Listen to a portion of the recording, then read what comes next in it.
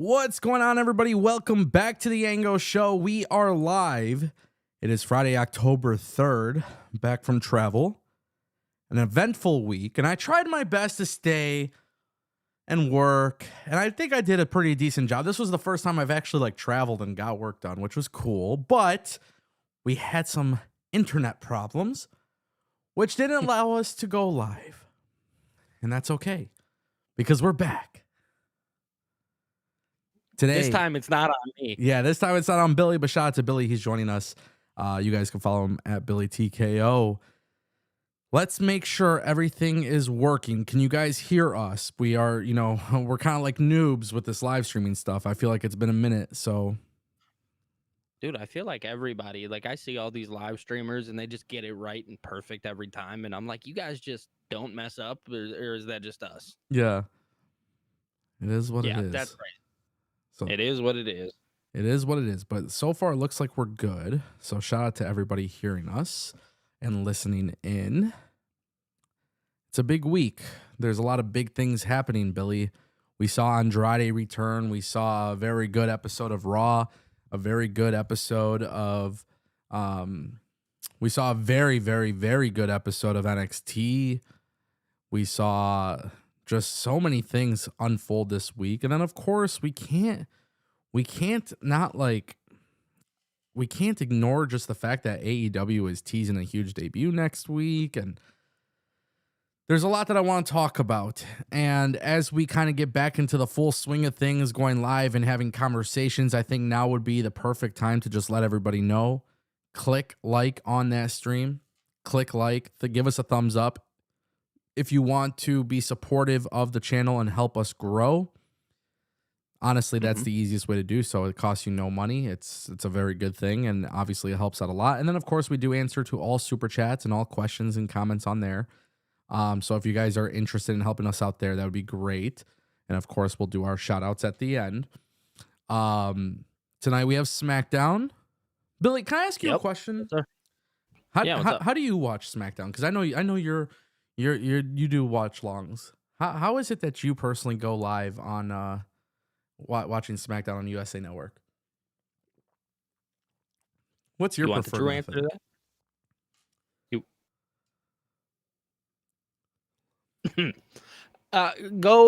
There's a podcast actually. No. You don't have to shout out any other podcast. You could just tell me what you do. No, I'm not.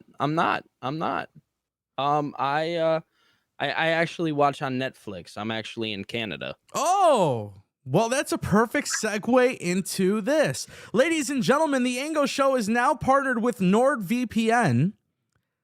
And of course, we have a massive deal. If you guys want to watch SmackDown and all those good things, I think Billy just kind of told you what you have to do. But you could get some massive savings, 77% off with a 2-year plan. Plus, NordVPN will give you 3 months free. It's basically $3.09 a month. You can secure up to 10 devices with a 30-day money-back guarantee, risk-free. And you can protect your privacy today. And the good thing is you can just simply go to nordvpn.com/Ango. I think this is a huge win for professional wrestling fans. As you guys can imagine, I don't think I could tell you that much more, but you know what's good. You know what's good. Like the ESPN and Netflix and stuff like that. You know what I mean? Yeah, you go do what you got to do. Do what you got to do, ladies and gentlemen. But I think that was the perfect way to kick off the show. And shout out to Billy because I know what Billy be doing. And listen, man, it's good. SmackDown, Yeah, dude. SmackDown's a great show, and I'm in Canada, so I watch from Canada. That's just what it is. Pretty damn dope.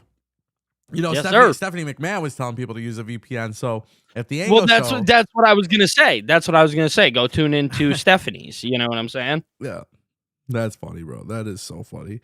So here's the good news. We are here live, obviously, to talk about wrestling, but the NordVPN thing it's new to the channel. We're super excited about it. Obviously, it's a great tool. Just in general, it's a great tool, but obviously for wrestling fans, it's even a better tool. And correct. That's obviously a big thing. So nordvpn.com/Ango. Right hand cam getting us started on our super chat goal. He dropped $5. He says, "Guess who's back? Back again. Guess who's back? Guess who's back? Tell a friend." In my Slim Shady voice. Shout out to Right Hand Cam. We are back, baby. We are back. Now, listen. I have Shout out King. listen. I want to do some big things today. So part of that is debate. Part of that is genuine, cool, laid back conversation. But the other part of it is the community aspect.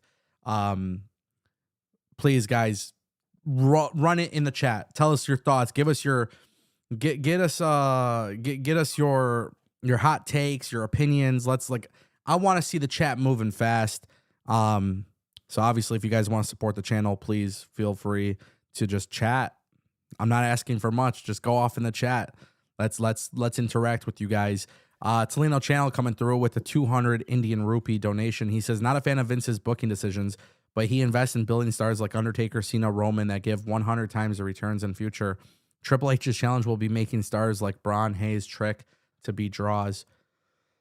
I think that's a wonderful way to start. I mean, if you look at WWE, they have the future there. I mean, it's not even falling on Triple H, to be honest. It's just the ecosystem of how WWE is with NXT.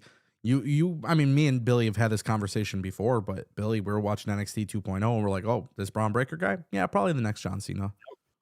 For sure. You know? For sure. So it's not even really it's not even whether about being a fan of booking decisions or not. Obviously, the booker does have to make it happen, but I do think to a very, very large percentage of wrestling fans, you can already tell who is going to be that guy, which is nice. Yeah, man. I think it's actually pretty easy to tell. I think you can look at everything that like somebody like Braun Breaker is doing and know like, okay, like, yeah, that guy's the future of the business. And I see people, they argue all the time like, oh, he's not a world champion yet. But truth is Braun Breaker's such a talented guy, and you know, they're kind of doing what they did with Batista many years ago and really, you know, creating that, letting that slow burn happen. And ultimately, you know, for a fact he's going to get there. You know that they're going to build the company around this guy. So we're going to be patient with him. And then there's like other upcoming talent too, like Dom Mysterio, who, if you want my honest opinion, you can put a belt on that guy as soon as possible. You know, Carmelo Hayes, like these guys are all growing and developing, and it's flourishing. So you know, kind of going back to what you said, talking about like NXT 2.0, like, yeah, dude, you could tell from the moment we seen the guy, you knew what WWE was trying to do. You knew what the accomplishment was at the end of the day. I love that you brought up Dom Mysterio, because me and you had a conversation a long time ago when it was during the COVID era, and I have the video somewhere on YouTube, but we spoke about Dom Mysterio being like, dude, this kid will be a future star, and that's when he was super green. Didn't really find his footing. Right when he walked in and he had that match with Seth. But you could just kind of tell with certain people that show up in WWE, like there's gonna be people that become something at some point. Dom Mysterio, I think, is one of those guys. Like even though he was green, it was just like, dude, if he really commits to this, he's gonna be good. Well, I remember so many people being like, oh, well, he didn't actually come through the ranks, and they gave him a lot of crap. And then, you know, it's so funny that in 2025, we're looking at Dom Mysterio as like, dude, like that guy's the workhorse of WWE. So let me ask you a question then. Yeah. Let me see how I want to phrase this, okay? Okay. We both agree that Dominic Mysterio is a future world champion. So do you think it happens this year, next year, 3 years? Like when do you think Dominic Mysterio legitimately becomes a world champion in WWE? If you want me to be 100% transparent with you, I actually think that Dom Mysterio could be a future world champion tomorrow. And the reason why I say that is because Dom Mysterio is the word that I want to look for here is trustworthy. Dom Mysterio is very trustworthy when it comes to his working and his workability. The guy obviously right now is the AAA Mega Champion, and he is also the Intercontinental Champion. And the reason why they gave him 2 championships goes back to the word that I just used, and that's trustworthy. And I think you can do the exact same thing with Dom Mysterio with the World Heavyweight Championship or even the WWE Championship. I know maybe that one's a little bit further of a stretch than the World Championship, but truth is you could do either or. and this guy would be able to run the ranks. Like, that's the point that we're at with Dom Mysterio right now. And I know people are going to argue that and say, like, oh, no, that's not true. You know, this guy, he's not ready, blah, blah, blah. Truth is, if you want me to be 1000% transparent, when it comes to the new guys that are currently coming up, like the Braun Breakers and the Carmelo Hayes that we were just talking about, he is the 100% guy who is most ready out of all of them. He is the one that can really take the reins, run with it, do amazing. And, you know, he can hold the championship for 6 months. You know, maybe you want a transitional champion. Dom Mysterio is the guy to be able to do that. So it's not about whether it's a month or a year or how long is it going to take. No, it strictly is just a matter of when, because they're going to do it. Yeah. I think what he's so impressive as a heel, I think he just becomes a world champion naturally by babyface. I think it's very easy to say Dominic Mysterio could win Money in the Bank and do a heel cash in, and yes, that's like the cheat code. But I actually would like to see him do more of like the babyface, climb the ladder, face adversity, and then finish his story. It sounds cliche, but truth is, Dominic Mysterio, I think, is naturally going to be one of the biggest baby faces in WWE history. Yeah, dude. I mean, I agree with you 100%. The reason why that is, and this is, it's cliche and it's true though at the same time, is, dude, he's just like Eddie. Like, he really is. Like, when you think about the way, you know, I forget what they call him in Mexico, but obviously they don't use the name heel and babyface. They use a different name for him. But the truth is that Rey Mysterio actually in a documentary talked about like how good Eddie was at being both. Yeah. And I feel like Dom, for some odd reason, has that gene.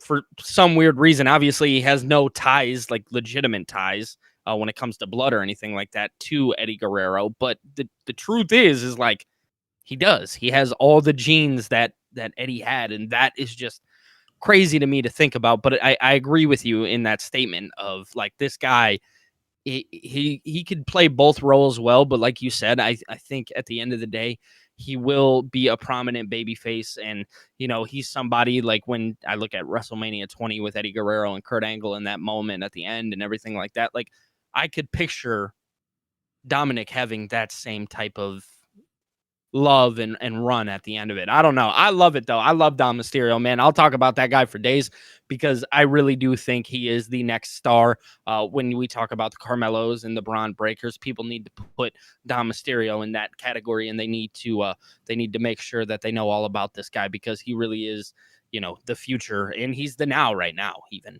of this business. I love that you're saying that he's the now, because I do agree. I think even when he drops that IC title, it doesn't matter because the AAA stuff is going to be huge. But what I love so much now because of Dom is like, we get the AAA title, the Mega Championship, and then it's like you see this guy just kind of like, he's still so young, you know, and he's figuring it out. He's not perfect by any means, but he's figuring it out. So it's like when you see this kind of thing happen in professional wrestling, this young dude comes in, he's green, he's not perfect by any means, but he's picking it up, and naturally people are clinging on to him. It's like, dude, the stars, like, and the sky's the limit. Like, you could just do whatever at this point. And the thing is, it's like, I hate to say this because I feel like the Judgment Day kind of ran its course for a while, and now it's starting to pick back up again. It's like, look at what the Judgment Day really did when you think about it. For so many people. For so many people. I mean, Damian Priest and Rhea Ripley, thank God for them both. Like, it benefited them. But then also you look at Finn Balor, who right now, like, I know people would rather see him as a singles guy. Eventually, I think that's going to happen. Those teases are not on accident. But the thing about the Judgment Day is, it's like you have a whole bunch of veterans of the business, and the one who's really sticking out is Dominic Mysterio. But at the same time, Liv Morgan benefited a lot from it. So you have Damian Priest, Rhea Ripley, and now Liv Morgan, and then they figured out a way, okay, Liv Morgan's hurt, Roxanne Perez. But then with Roxanne Perez, it's actually made Raquel Rodriguez even better. And Raquel Rodriguez is taking advice from Kevin Nash online, which, by the way, let's just kind of pinpoint that. Wrestlers get so pissed. I see people who are like, oh, these old people and wrestling with their podcast, blah, blah.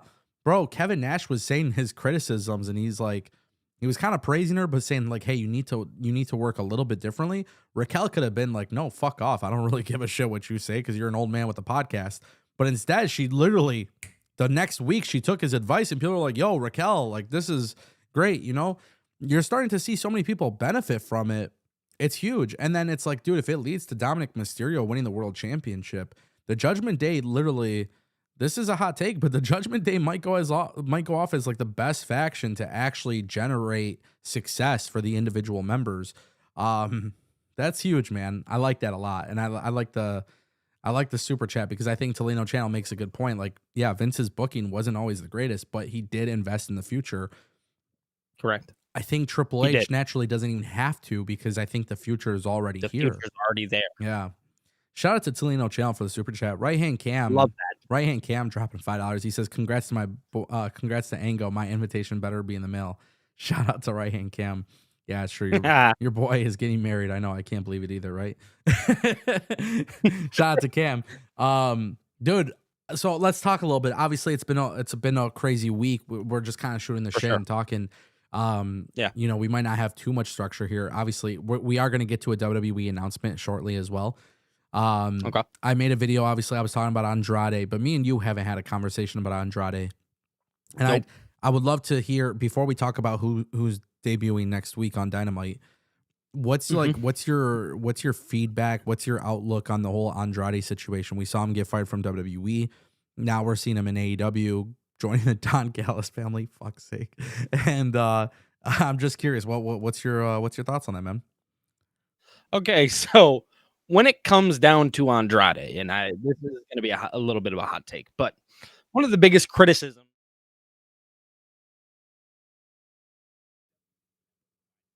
never the way that maybe he needed to be provided one. I think the last time he did is when he was with Zelina Vega and Austin Theory, and they did that whole thing.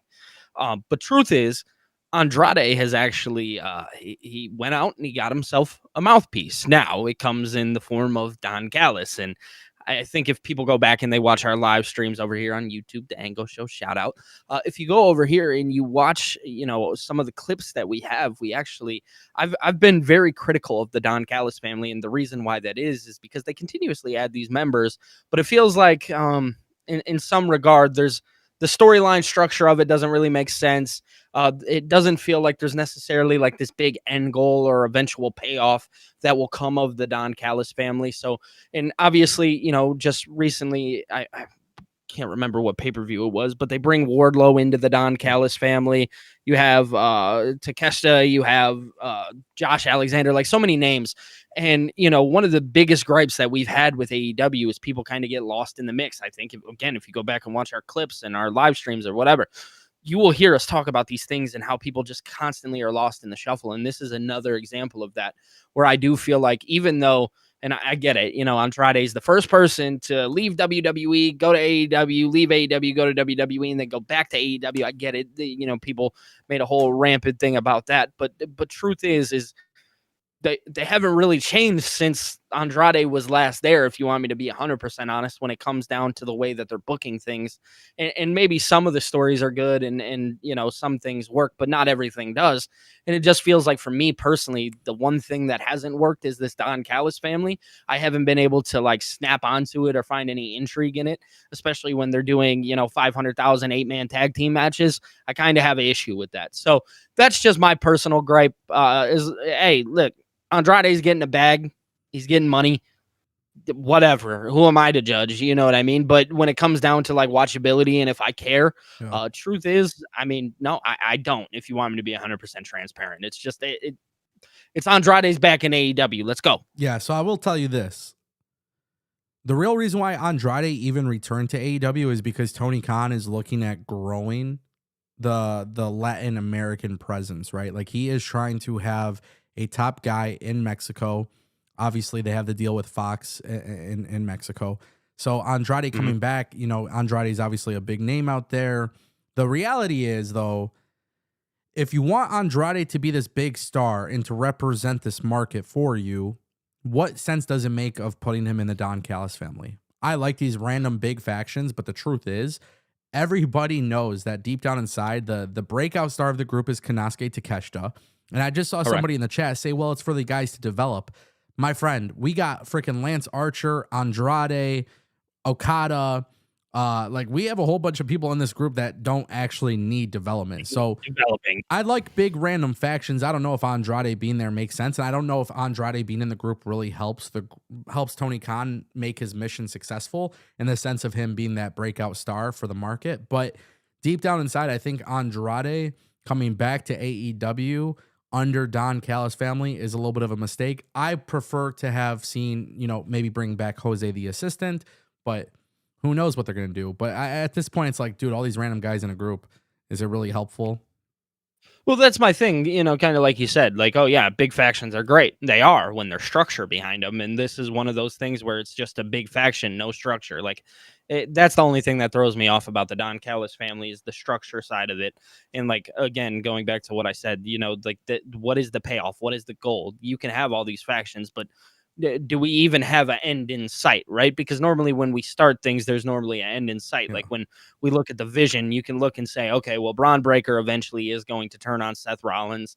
You kind of know how that's going to end, or even you have Seth Rollins turn on Braun Breaker. Like, that there's an end goal in sight. With this, it doesn't feel like there's any end goal. It feels like nothing is going to come of it except these big guys wrestling. And the sad truth is that AEW has built themselves a reputation that has costed them in some regards to where I don't trust them enough with this kind of big faction. I don't trust them to do the things that I want them to do because they've shown me time and time again that they can't actually get it done because you've seen they start things and then they just totally dismantle. And look at the Pinnacle. Did we ever get a payoff for the Pinnacle? No, we didn't. Yeah. So and that's just one example, Yeah. right?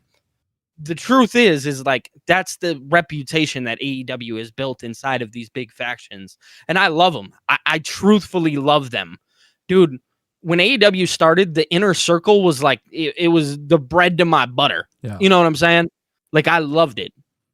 Yeah. And then nothing comes of these things, or drama gets in the way. And then it just dismantles and they don't know how to pivot the storyline. Like, that's the shitty part about it. Yeah. That's what sucks about it. And no, I'm not just hating on AEW to hate on AEW because AEW does do great things, but this is the one thing where I'm looking at it and being like, I'm not 100% sure how I feel about this. Well, the problem is it's now become a meme that any person who signs with the company is joining the Don Callis family. And I just want to say this, right?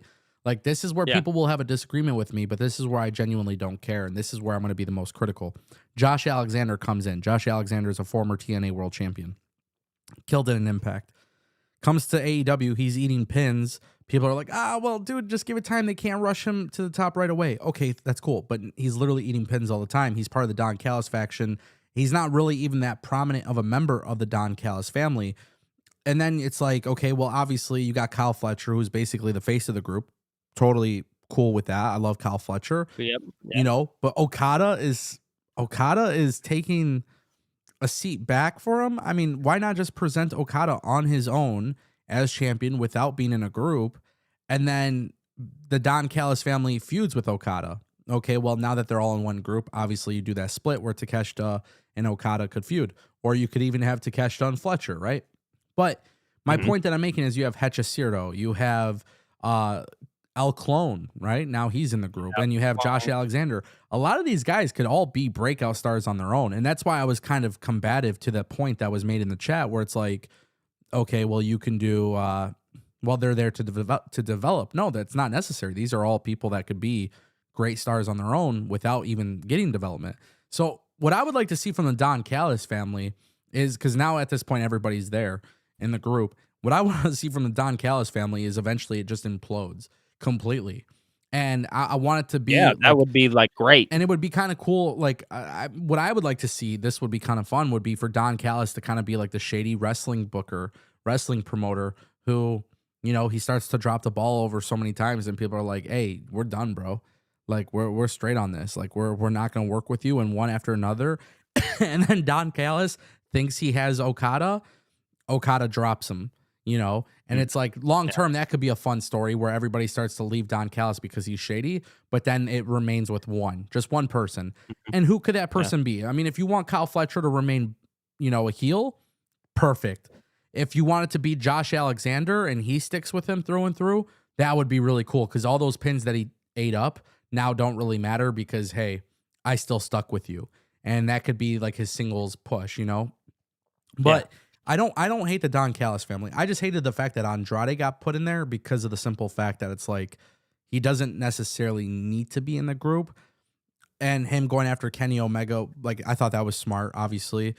He's gonna Yeah, go after Don Callis ops, right? Will Ospreay, Kenny absolutely. Omega, Orange Cassidy. Orange Cassidy. Like, yeah, you're gonna get some cool stuff there. But I think what I'm looking at more so here with the Don Callis family, and what I would really love to see is how they break them up. And I don't want this to be, like I said, I don't want the Don Callis family to go entirely, but like Lance Archer being in this group is kind of silly. You know, like there's just certain things like in this group, Rocky Romero, like it's kind of silly, Yeah, right? like what are we doing? But I do think long term, this is not an issue, if that makes sense. Like, this is not something I genuinely hate compared to like what I said with the Death Riders at the time, right? For sure. So, For so sure. there is a benefit to it. It's not entirely bad, but I hope they have like a long term plan, which I think they do. I think when you have Okada and Fletcher and all these people in one group, I think it makes sense. Now what I will say is this, and this is where maybe we can be a little combative. You said AEW does great things. And the problem that I'm going to combat you with, or the debate you with, is you also listed the Inner Circle and the Pinnacle. Historically speaking, AEW has not done good when it comes to breaking up factions at all. We saw the thing Mhm. with Hook and the Ops, and then he was replaced. And, you know, at one point, Powerhouse Hobbs was in the group, and then he left the group. And Yeah, it was a they mess. have, it's kind of been messy historically speaking. So what I want to know from you, and this is all out of curiosity, do you genuinely have the confidence based on historical evidence that they are going to actually have a long-term play here? When it comes to The the breakup Don of, Callis yeah, family? yeah. No, no. I mean, there's no combating there because here's the thing. Like I said, they have done great things, and when I guess when I said great things, I mentioned the Inner Circle and the Pinnacle, and the reason why that is because I did enjoy those factions for what they Yeah. were. AEW has, like, their television isn't what it was 2 years ago. Yeah. You know what I mean? Like they've fixed themselves a little bit, and you can see that they're starting to fix themselves, and they're trying to fix themselves in some regards, but kind of like I said before, the trust. I Yeah. have no trust in AEW to break up the Don Callis family correctly. The truth is when they go about it, I know you mentioned the implosion and just them kind of imploding. The problem with it is AEW has told me time and time again with factions that won't be the case, and I'm just going to be one day told to forget that it ever existed. Yeah. That's the problem. That is the issue with AEW, and that's been the issue for so many years. Going back to the beginning of AEW, right? It's you're told that you're just supposed to forget about these things, and again, like I said prior to, it goes back to the drama. It goes back to people arguing with one another or whatever the case is in real life, and then oh well, we're just done with it, and then the problem all goes back to this one guy, and who is that one guy? Well, that's Tony Khan. He's the big boss man, and he just allows these things to play out when that's not supposed to be the case at all. That is not how this is supposed to work. It's not how it was ever supposed to work. These guys are supposed to look to their boss and be like, hey, you have the finish line here. What is that finish line? And the problem is that only in some cases can people go and look to Tony Khan for that. You cannot go to him in every single scenario expecting that same result that maybe somebody else got. And again, time and time again, he's told us that, hey, man, I don't do all that well with factions. If you guys got problems, well, you guys got problems, and we're just going to let this thing implode. Yeah. And that sucks, right? Because again, it goes back to what I said about WWE with the vision. We know what it looks like. We know what that end goal is with this Don Callis family thing. Like you said, the implosion, Takesha, Okada, it could be great. But the truth is that I've been told time and time again that I'm just supposed to let it die. Yeah, that's the one thing I don't want to see here. Now, because I think that's true. I just think historically speaking, with the way factions are, people coming and going with factions. I mean, we've seen it time and time again, and hopefully that doesn't happen here. I do have a little bit of confidence that there is a plan here because of the fact that there's been such an emphasis on it. Hard to trust AEW, but you know what's one thing that would make me really happy with the Don Callis family, and it includes a new member, by the way. Yeah. Ready for it? Hit me. Dakota Kai is rumored to be joining AEW. Okay. Hold on. Can I? Okay, I'll let you go. Dakota Kai is rumored to be joining the Don Callis. No, excuse me.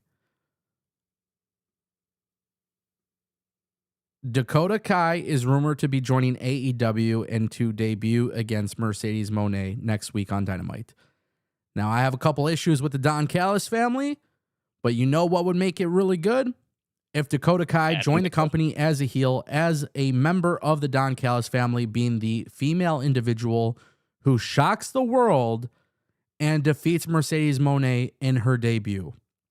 Now, the reason for that is because I think we need to see Mercedes turn face, and I think we need to see Mercedes actually get a real, legitimate storyline to sink her teeth into.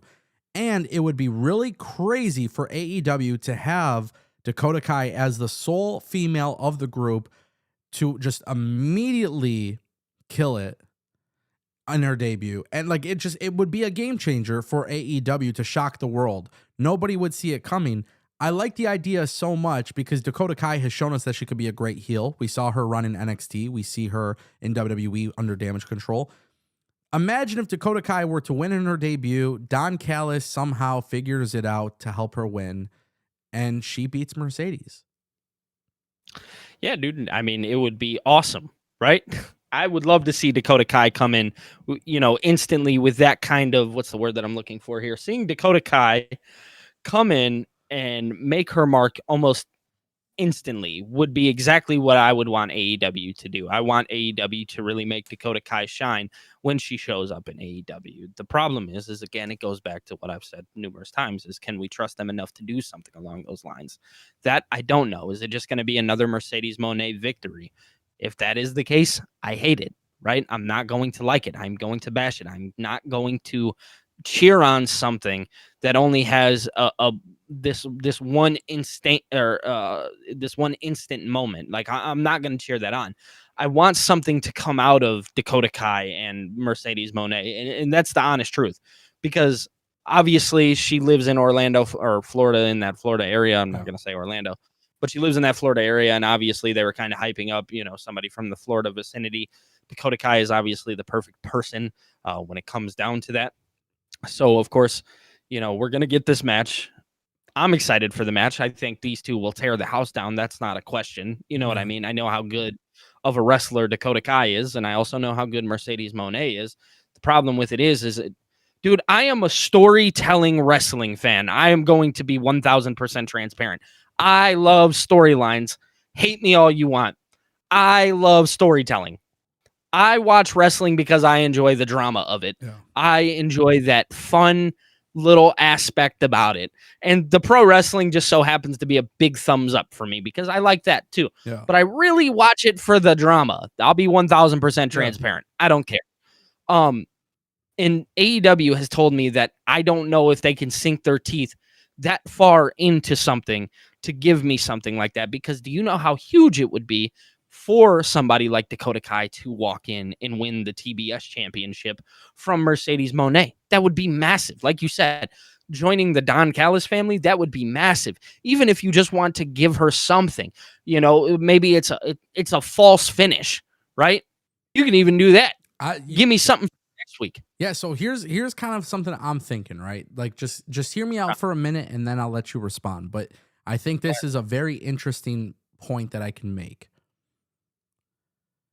Dakota Kai debuts next week on Dynamite against Mercedes Moné, right? Don Callis helps her win the match. Tony Khan is confused backstage, like, hey, I didn't sign Dakota Kai. I didn't bring Dakota Kai in here. Don Callis now has a storyline in which he is going above AEW brass to do whatever he feels is best for the Don Callis family. Now, if you want storyline long-term, this isn't a company invasion, but this is something where Tony Khan, who isn't always on TV, now has a storyline where the Don Callis family is kind of doing their own thing. People compare the Don Callis family to the NWO because of how big the group is and its random members and stuff. But imagine Dakota Kai shocks the world, wins the TBS championship. Mercedes Moné now turns into a babyface who has to chase the title. You can now do a storyline long-term where you have the biggest stars of the company facing off against each other. Will Ospreay, Kenny Omega, Mercedes Moné. right? You can obviously add more to that. And those are your baby faces. And then you have some very strong heels as well, which Dakota Kai would immediately be one of the top heels in AEW. Yeah, maybe this is Easily. fantasy booking at its core, but imagine if Dakota Kai were to win the TBS championship in her debut. This could be a long-term story for Mercedes to sink herself into, and one for AEW fans to get invested in. Yeah, dude. I mean, it would be very shocking almost immediately. It would be something exciting for AEW too, right? Like that's exciting. That's something fun that many people will talk about. That's a headline. You know what I mean? Yeah. AEW's lacked in the headlines for a long time, and now here's an opportunity to take back those headlines. It's Title Tuesday. You're going up against Invasion NXT. You have it's a huge card for them. Okay, well, obviously you have the Don Callis family, which, like you said, in some cases almost feels like an Invasion angle itself. Dude, I think your idea about Dakota Kai with, just stepping over Tony Khan's toes, essentially, and, Don Callis bringing her in, whatever, I think that is the most brilliant idea. And truth be told, talking about the NWO stuff, the biggest problem with the NWO stuff, again, is the storytelling wasn't all the way there. Everything was lackluster. It was built around these certain guys. The thing is if the NWO had somebody to go against them, it was great. AEW has the opportunity to create something to go against the Don Callis family, No. right? And that's where WCW lacked a little bit, is that there was no real, it was like NWO Wolfpack, NWO Black and White. Like there were so many different things, and that wasn't really what people wanted to see. Truth is you can get the AEW, the really good guys, the super duper good guys, to go up against these Don Callis members. Yeah. You could make a pay-per-view strictly off that. No, I know. It's like, it's bro. But here's the thing, right? It's like, it works out, I think, because one, it immediately puts the spotlight on Dakota Kai as like a credible heel. The Don Callis family, people are like kind of confused. Why is there so many members, right? But if you want everybody to eventually break away and become a star, imagine this storyline where it's like, okay, we're going after the top baby faces, and they're only there with Don Callis because it makes sense business-wise. They're not there because they're pledging allegiance to Don Callis because like they're anti-AEW, but they're doing it because they're in it for themselves as a business. So like imagine, the truth is like hologram and clone, like that's a storyline angle that they want to do. That's Team AEW versus Team Don Callis. Like imagine, bro, imagine. And by the way, this is probably where things go a little bit crazier, but hologram is like Tony Khan's baby. Like that's his like pet project forever. Yeah, dude, over in on Collision and stuff like that. That's a personal project for Tony Khan. Cool, dude. Imagine, I don't know, maybe Blood and Guts, Will Ospreay, Kenny Omega, Mercedes Moné, hologram versus, Andrade and Kyle Fletcher and Okada and fucking Okada, Josh Alexander, whoever. Yeah, like you could do some cool stuff, or maybe Anarchy in the Arena for Double or Nothing. Like that's a perfect example. Anarchy in the Arena. That'd be like the number one match in my eyes. I'm just saying, I think it could be kind of fun. And I think you made a really good point. The point is to steal headlines. I understand that a lot of people in the chat are kind of talking about Mercedes as a babyface might not work. In this particular case, if you put Mercedes with Will Ospreay and Kenny Omega, guys, you are getting very good reactions from Mercedes. The thing about Mercedes is that Mercedes is so good at her heel character that I think, genuinely speaking, like she's convinced the people this is the way she truly is. And that's not the case at all. So I like that. I think it works. And the thing is, there's so many ways you can do this. I like the idea. Maybe people are going to be against this, but I just like the idea of shocking the world. We have been sitting here thinking, who's going to beat Mercedes? Who's going to beat Mercedes? Dude, we're at a situation right now where it's like, why not make everybody just, like, what I was trying to say? Like, why not just make everybody come together and just like Let's Yeah, fucking it's shock that the simple, world, dude. bro. It's just bringing everybody together. Shock That's the it. world, bro. Bring everybody together. Shock Do the world. something fun. And it's not about saving the Absolutely. company. It's not about saving the company. This is not an issue. Don Callis, right, as the manager, going after, being like, no, I just do what I want when I want. You know, it's not like we're going to see Tony Khan on TV, but because this is not necessarily an invasion angle. This is the Don Callis family does what they want because they feel like it. And Exactly. because it's best for they're their running business. they're running the shots. Yes. And Tony Khan's defense is he doesn't need to be on TV at all. But like, hey man, like this isn't best for AEW business. And now you run the storyline long term. I don't know, man. I just think it's great. And then by the way, one of my favorite parts about this too. This is one advantage to having a random group. Who's the mole? Who's the one that double crosses Don Callis family? Yes. Right? Is that Okada?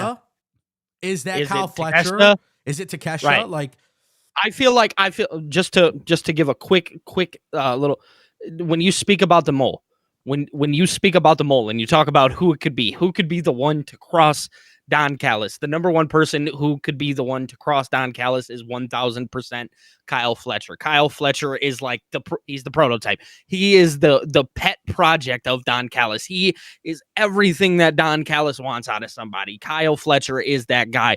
Kyle Fletcher ultimately losing everything and costing Don Callis or just like beating up Don Callis, whatever, would be the ultimate turn. And AEW has the opportunity to go out there and legitimately make this happen.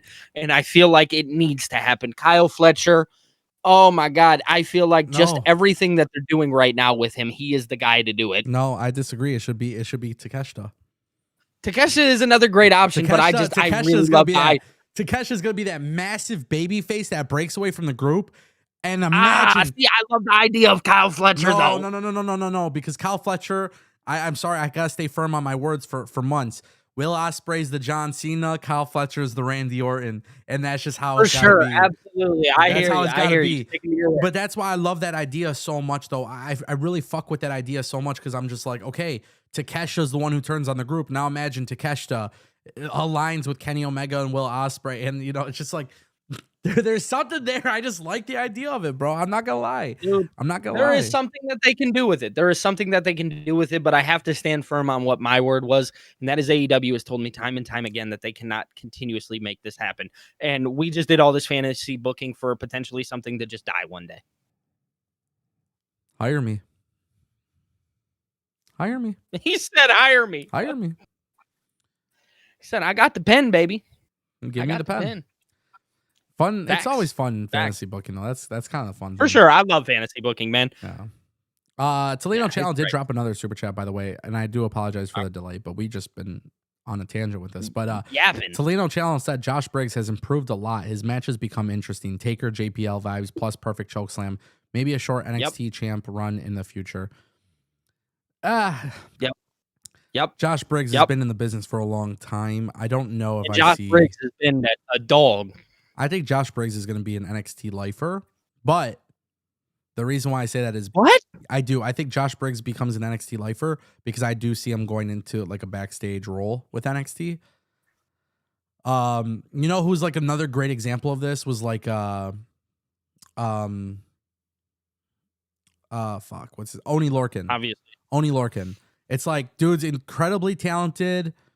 He did the 205 wasn't live. He did. Why can't I Oni Larkin, why can I Black remember and the Gold name? era, 205 Live. Yes. You know, he kind of did he have a tag team with somebody? I feel like he did, but I can't remember. But he was mostly doing 205 Live stuff. But now Oni Larkin is backstage and NXT as like a coach. So like he got released one point and then they brought him in as a coach. My point that I'm making is like there's just certain guys that I feel like they're not meant to really break away from the system. And that's okay. Like Josh Briggs, I feel like is there to just help NXT. If they were to give him a championship reign, I would never be opposed to it, but I just don't think it's really the move. I feel like, and I hate to use this. This is another example of somebody who's like really talented, but never really got to like break away. Was Bobby Roode, right? Like Bobby Roode was awesome. Went to the main roster, was awesome. Obviously, the injury fucking ruined everything. Now he can't wrestle. But he's like, He's a veteran. He knows, obviously, from TNA, he was great. NXT, he was great. But he never really got to break through the ceiling. So there's just too many other greater people, maybe with age or whatever it may be, that they're just going to get a higher priority push. But the thing is like, we could still use him for his experience. I know I'm not comparing their careers because Josh Briggs had a totally different career. But if you look at Josh Briggs, he's a perfect example of somebody who like, or Timothy Thatcher, right? Like there's just certain guys who are like really good at what they do. They understand it. They're picking up on all the important things, but there's just other people that are more inclined for a push. That's kind of the way I look at it.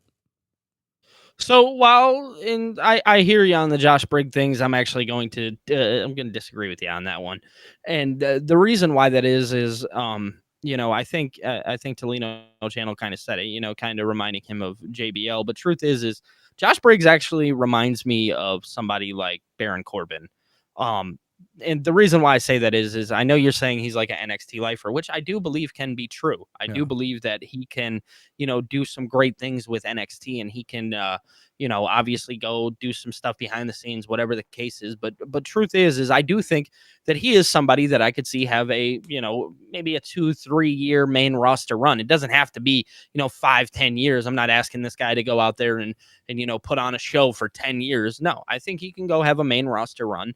I think he could win a mid-card championship, if you want me to be 100% honest. No. I know that's probably a hot take, but truth is Josh Briggs reminds me a lot of Baron Corbin in that sense. That's not, and I know some people, that's not a good. I get that's so here's my thing. Yeah. Here's my thing.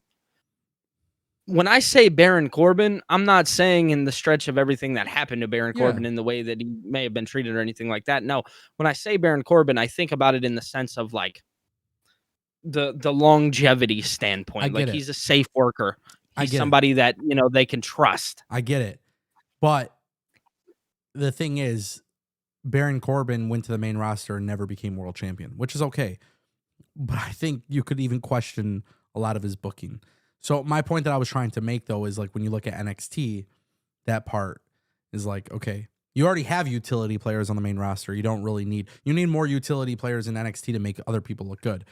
Which, by the way, thanks to Josh Briggs, Javon Evans looks amazing, right? So there's just... Oh, absolutely. Absolutely. Yeah, so that's just kind of how I'm looking at it, more of like an NXT lifer. But it is what it is. Shout out to Tolino Channel for the super chat. I think now is the perfect time. It's 1:00. Obviously, it's a long day. We'll be back Monday. A lot of things in the works, but shout out to everybody who joined us. Again, just a quick reminder, nordvpn.com/Ango. If you guys know, then you know. Great tool. Exactly. You guys hear that? So, hey, SmackDown, NXT, Raw, all on Netflix for international viewers. NordVPN.com/Ango. I mean, it's a sick ass deal, bro. $3.09 a month is like insanity. Yeah, bro, I'm going to run that up. So, shout out to everybody who joined us today. Shout out to everybody who dropped a super chat today. Tolino Channel, Right Hand Camp, thank you. We just got a buzzer beater super chat from Dario Valenzuela. He dropped $9.99. Hey, Ango and Billy, where's Tegan Knox? Could AEW sign her, put Kai and Knox together as a tag team? Always a possibility. Always a possibility. Honestly, that heel turn in NXT with Tegan Knox and Dakota Kai is something that just rings in my ears all the time, where I just think of how good that was. Bro, I hate to say this. It's just the injury-prone shit is hard, man. I know, bro. I know. It sucks. It really does. It's like you said, it is something that is always a possibility. Yeah. Something that I'd love to see personally. But right now, I think we just get to the point with Dakota Kai, bring her in and let her do some awesome things. Yeah. And then if you get to Tegan Knox, well, then that's a little extra plus. Yeah. I know Billy has to get going. I'm going to stay a few more minutes to keep addressing the super chat.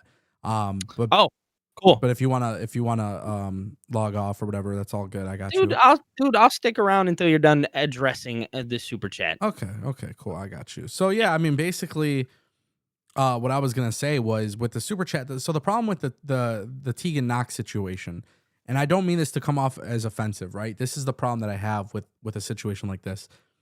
Tegan Knox is talented. Dakota Kai, talented. But these are two individuals that have had issues with injuries, right? it's, I know this is not fair. Life isn't fair. But when you see people are injury prone on a wrestling show that you are booking 52 weeks live every, year, how do you depend on someone for a major push? And when you look at the tag team division that AEW is going to have for the women's division, it is very difficult for me to get excited about two people that are injury prone. Just like it's hard to get excited about an idea of Dakota Kai being in the position that I was talking about with the Don Callis family. It's there's things where it's like you have to be reliable. It's not your fault that they get injured. You know what I mean? But if you're constantly trying to push someone and they're injured and they're off TV, it is very, very difficult. It's not sustainable thinking in the ways of professional wrestling. So I like Tegan Nox. I think Tegan Nox should have a job with AEW. Just as much as I do with Dakota Kai. But putting them in a tag team, I don't think is that much of a great idea. When you especially consider at this day and age, currently standing, as AEW continues to progress with their women's division, she is not needed. It's the same reason why Britt Baker's not needed. It's the same reason why a lot of people on the roster are not needed. They just have a situation where everybody, like, they're fucking killing it, to be honest. Like, Sky Blue and Tekla and all those signings, and Queen Aminata is shining. Like, do you really? No, I'm sorry, you don't. But I'm an advocate for people to have jobs in the industry. So I'm not saying don't sign her.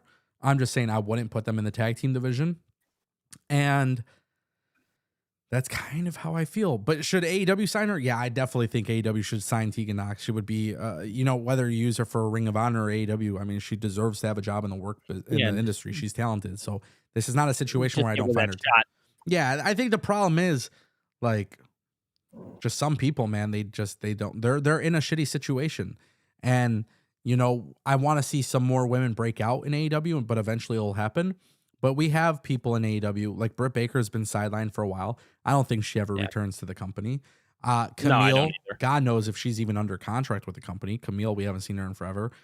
There's just things that I think deep down inside, it's like just certain people aren't needed. And I know this is a hot take, but this is why WWE and AEW kind of fucking suck for signing everybody. They've signed so many people, and then it's like you're not using people. And then it's, what do you do long term with them? That's a big thing. That's a big question mark, is what do you do with them? Yeah, so many people get swept under the rug. What do you do with these people? WWE has the same issue. WWE is fucking WWE has this issue. Even with 4 wrestling shows, you still don't know what to do with most of the people. I mean, look, the best example is Andrade, right? Like, Andrade was in WWE. We were all under the belief, by the way, that Andrade was just simply not being used consistently. No, the issue was he was failing wellness violations. So they take him off TV for that. Those typically include suspensions or whatever. So the thing is, when you look at professional wrestling, and this is why I fucking hate all the marks on Twitter, is like, well, why did Ango want Andrade to go to TNA? Why do I want people to go to TNA?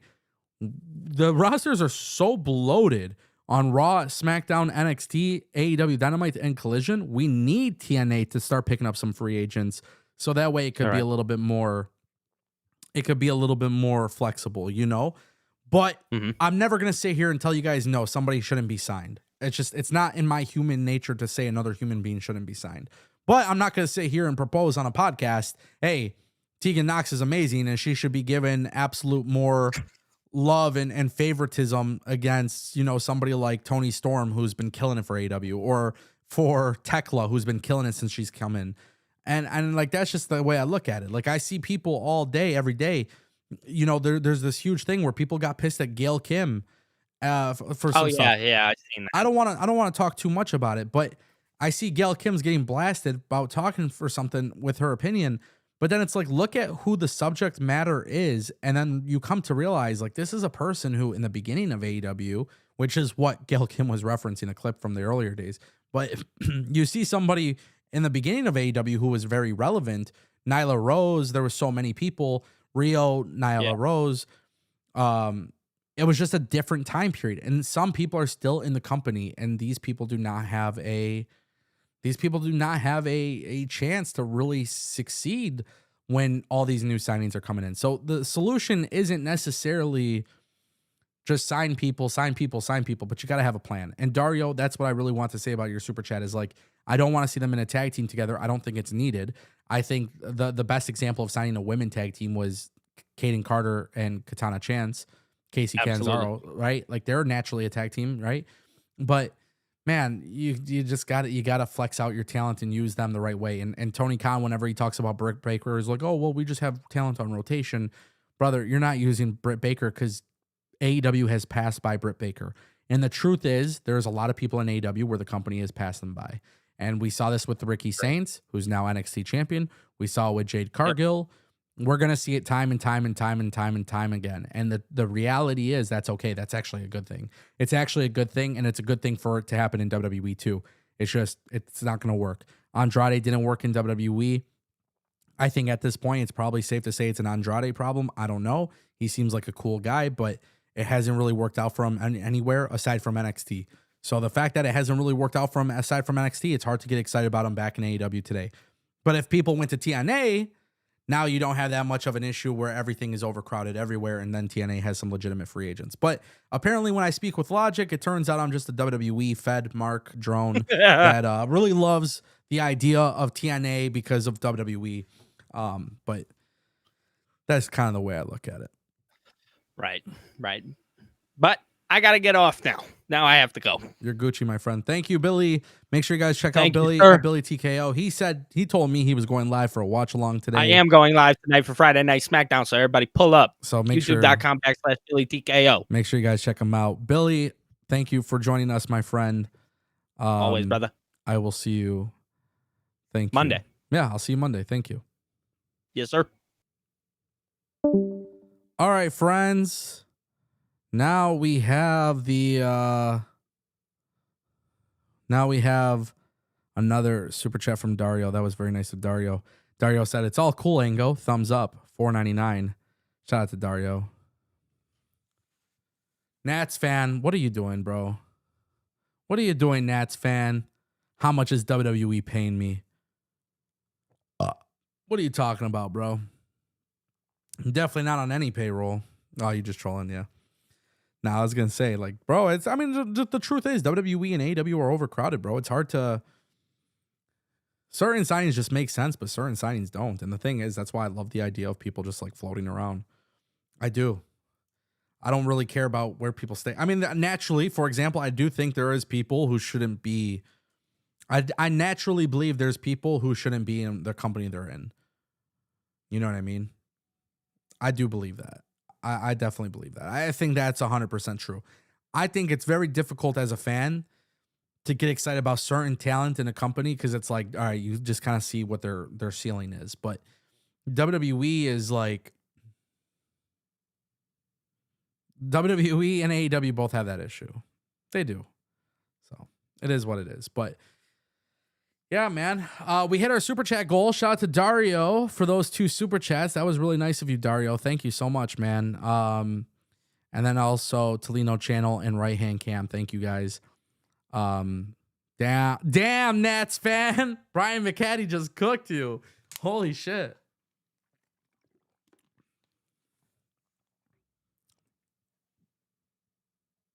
That's funny. I ain't gonna lie, that's funny. But yeah, man, we'll leave it at that. It's 1:10 p.m. We went over an hour. I appreciate everybody being here. I appreciate it. We will be back. I'll have more videos throughout the weekend.